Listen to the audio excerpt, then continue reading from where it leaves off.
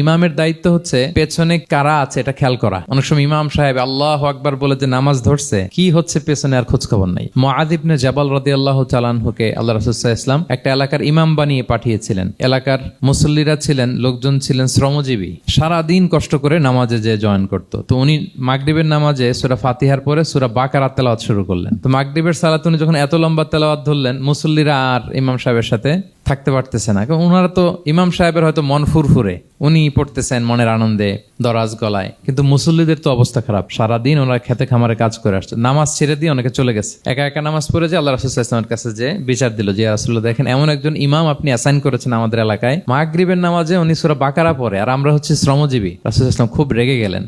মুআয ইবনে জাবালকে ডেকে বললেন, তুমি কি সমাজে ফিতনা ছড়াচ্ছ? তুমি জানো না এরা কারা? তোমার কি সূরা ওয়াদ-দুহা ওয়াল-লাইলি ইযা সাজা মুখস্থ নাই? তোমার কি ওয়াশ-শামসি ওয়া-দুহাহা এটা মুখস্থ নাই? তোমার কি সাব্বিহিসমা রাব্বিকাল আ'লা এই সূরাগুলো তোমার জানা নাই? উনি বললেন জানা আছে। তো এগুলো রেখে দিয়ে মাগরিবের নামাজে কেন সূরা বাকারা ধরলা?